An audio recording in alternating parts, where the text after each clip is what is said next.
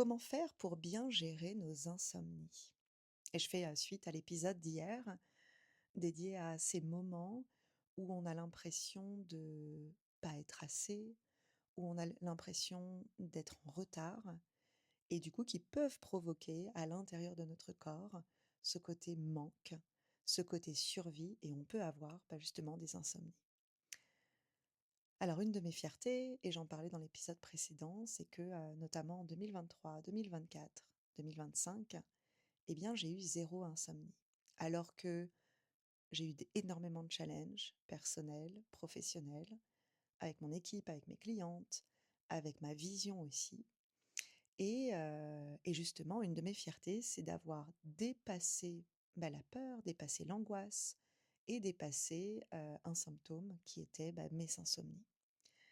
Donc moi, j'ai été une personne très anxieuse, que ce soit à l'école, au collège, au lycée, quand j'étais, jeune adulte et notamment dans ma vingtaine et c'est aussi finalement grâce à ça que j'ai découvert, le yoga, la méditation. Donc finalement merci à ces insomnies parce que, c'est grâce à ça que j'ai découvert, les pratiques de méditation, de respiration qui ont changé, voilà ma vie, qui ont changé aussi, fait évoluer mon identité. Donc dans cet épisode 14 de, Volcan et argent, en fait, j'ai envie, de déculpabiliser ces insomnies. Et un petit peu comme finalement hier, on peut culpabiliser d'avoir des insomnies et en fonction de notre job, de l'activité, qu'on pratique, eh bien, on a, ce devoir de bien dormir. Et en fait, cette culpabilité de ne pas bien dormir, au bout d'un moment, peut nous faire rentrer dans une sorte d'habitude de mal dormir. En fonction de soit si je me couche tard, si je me réveille, en plein milieu de la nuit ou si je me réveille très tôt et que je n'arrive pas à me rendormir. Et cet épisode, je suis justement en train de l'enregistrer à un moment où moi-même j'ai vécu une insomnie. Et dans ma vingtaine, en fait, j'ai eu des moments où, je culpabilisais d'avoir ces insomnies. Où je me disais: «Mais mince Olivia, tu dois dormir, demain tu vas être fatiguée, voilà ce qui va se passer». Et du coup, je me suis formatée à stresser de ne pas dormir. Donc avant même que le coucher arrive, je stressais de pas dormir et ça crée une sorte d'atmosphère très toxique parce que, je provoquais finalement le fait de déjà mal dormir. Donc la méditation, la respiration après m'a énormément aidée, mais c'est surtout cet état d'acceptation et de pas se mettre la pression sur, déjà je dors pas et en plus je vais me rajouter de la pression. C'est un petit peu comme, les émotions composées. Parfois, ce qui est pas dur, c'est pas une émotion. Parfois, c'est une émotion qui est composée avec une autre émotion. J'en reparlerai dans un prochain épisode, mais c'est un petit peu la même idée.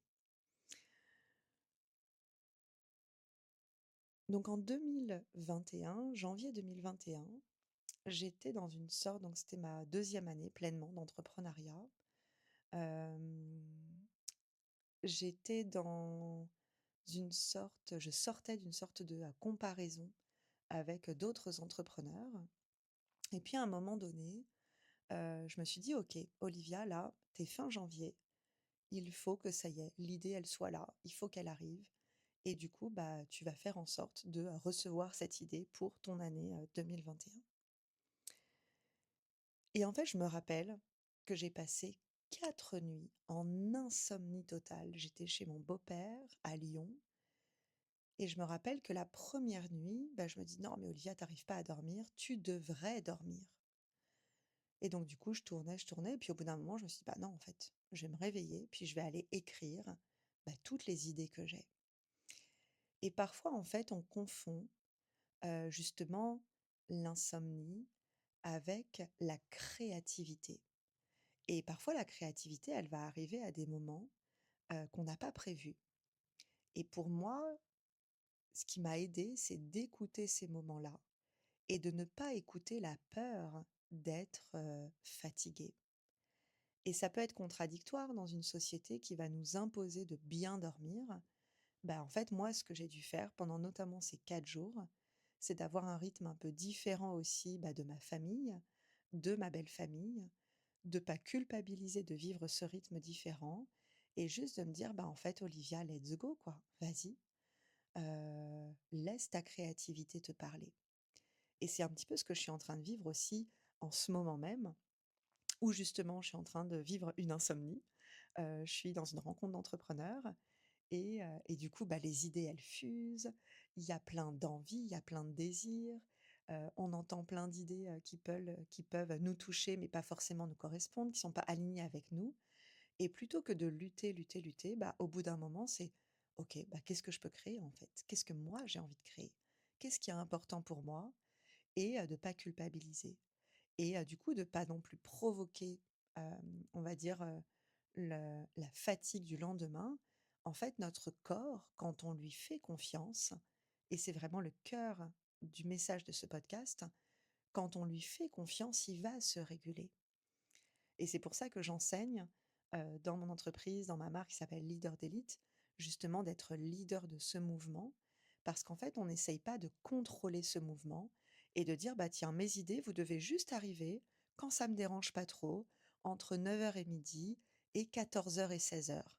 Et pas après 16 heures parce qu'après je vais peut-être chercher les enfants, peut-être que je vais, au sport, peut-être que je vais à la danse, peut-être que je vais au théâtre». Du coup, les idées, vraiment, arriver quand ça me dérange pas. Sauf qu'en fait, ça marche pas comme ça. La créativité, elle va arriver dans des moments, bah, où elle est là. Il y a quelque chose de très divin là-dedans. Il y a quelque chose de très spontané, instantané. Et ce que j'ai pu observer, en tout cas avec mon propre rythme, c'est que plus je voulais contrôler cette créativité et plus je voulais contrôler, bah, notamment parfois des périodes de sommeil, eh bien en fait, le fait de faire confiance, de lâcher prise, de lâcher aussi le regard des autres. «Ah mais mince, Olivia, tu devrais dormir. Ah mais mince, t'as vu, t'es en décalé. Ah mais mince, ça veut dire que tu vas pas dîner avec nous ce soir». Et parfois, on a besoin aussi de vivre ces décalages avec notre entourage pour assumer, bah, que on est visionnaire, qu'on est pionnière, qu'on est créatrice, qu'on fonctionne différemment. Et notamment les femmes, on a toujours voulu, subvenir aux besoins de notre famille, notamment émotionnels. On a du mal, parfois à dire non. On a du mal à dire: «Bah, en fait, non, là, je vais, dans ma chambre pendant que vous dînez parce que, bah, j'ai la créativité qui est là» et ça ne veut pas dire que je vous abandonne, ça veut dire que, bah, je j'honore, en fait, ma créativité. Donc il y a eu plusieurs moments, notamment, bah, janvier 2021, où clairement, pendant 4 jours, j'ai canalisé l'ensemble de mes idées pour l'année 2021 et ça a été une année où on a réalisé notamment donc on est passé de 50 000 à 280 000 euros de cash encaissé et c'était, inattendu finalement. Et vraiment ce moment de pas avoir peur de vivre ces insomnies-là, de pas avoir peur de sa créativité. Alors attention, il y a toujours un discernement, hein. Là, je parle de 4 jours. Je parle pas de un mois, je parle pas de 3 mois, je parle pas de toute une année. Je parle vraiment de ces élans créatifs qui vont être fulgurants, qui ont besoin d'être écoutés, qui vont être très structurés et qui vont indiquer, bah, justement comment est-ce qu'on va, déployer notre vision, notre art, notre créativité. Et je l'ai vécu à d'autres moments, hein. Il y a eu des moments où justement, bah, que ce soit aujourd'hui, que ce soit, dans d'autres, expériences et pareil, ça se contrôle pas et ce que j'ai pu observer, c'est encore une fois, dès que je lâche le jugement, dès que je lâche le, comment ça devrait être et comment ça ne devrait pas être, eh bien, il y a quelque chose de magique il y a quelque chose de magique qui arrive parce qu'on n'essaye pas de contrôler le mouvement justement et on est plutôt, dans cette énergie de, bah, en fait, je vais, me laisser porter par le mouvement plutôt que de le contrôler. Le sommeil, c'est un sujet qui est important. Récemment, j'ai dit à Loïc: «Mais en fait, si un jour, j'ai envie de changer de métier, bah, je pense que, peut-être que je deviendrai, coach formatrice en sommeil». Parce que c'est quelque chose qui a profondément changé, bah, ma vie, de voir le sommeil autrement, d'en prendre soin et que ça soit clairement une priorité. Donc, clairement aujourd'hui, c'est une priorité d'avoir un bon sommeil et de co-créer justement avec mon corps, de co-créer avec ma créativité. Mais ça fait partie parfois, bah, d'avoir des insomnies et de pas avoir peur de ces insomnies, de pas être en résistance de ces insomnies, mais par contre toujours de le faire pour soi. Ça veut dire que, par exemple, si j'ai des insomnies, non, je vais pas aller scroller sur les réseaux. C'est OK, j'ai des insomnies, bah, OK, bouge, mets-toi dans ton canapé, prends ton journal, écris, dessine. Donc je fais beaucoup de choses à la main. Je vais pas être sur les écrans, sur les ordinateurs, mais plus, je vais laisser ma créativité et mon corps parler, et notamment quand on écrit à la main, quand on dessine à la main, il y a quelque chose de beaucoup plus incarné que juste de taper à l'ordinateur ou de consommer, en fait. Donc c'est vrai que dans cette conscience de l'insomnie, c'est plutôt laisser vivre la créativité, mais pas être consommateur, en fait, de la créativité de quelqu'un d'autre.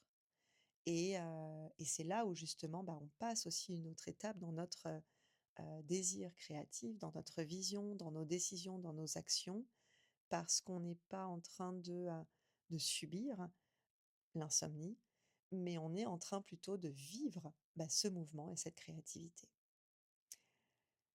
J'ai adoré cette thématique parce que, bah, derrière ce fond justement d'ambition, d'argent, il y a vraiment cette sérénité, et la sérénité, bah, parfois ça peut être de vivre sereinement aussi ses insomnies, de vivre sereinement ses élans créatifs, et juste de se faire confiance, en fait, de faire confiance à notre corps. Notre corps, en fait, il nous réveille pas pour rien, il nous réveille pas, pour nous faire du mal, en fait. C'est qu'il a des choses à nous transmettre, et notamment de les écrire. Donc prends un carnet, prends un stylo, écris, et si après cet épisode, tu sais que ton corps, ton cœur, ton âme, ton essence, elles ont des choses à te partager, vas-y, fais-le, en fait. Fais-le, autorise-toi, et ça permet justement de encore mieux écouter son corps. Merci pour ta présence, pour ton écoute de cet épisode, ce 14e épisode de Volcan et argent. Encore une fois, partage-le. Peut-être que tu as quelqu'un dans ton entourage, qui dort mal, qui, culpabilise, qui se juge, de mal dormir, alors que peut-être, voilà, cet épisode lui apportera, un apaisement, des solutions, et puis peut-être un autre éclairage sur ce qu'elle est en train de vivre. Donc voilà, partage-le, conseille-le, et j'ai hâte de te retrouver, demain pour, une surprise.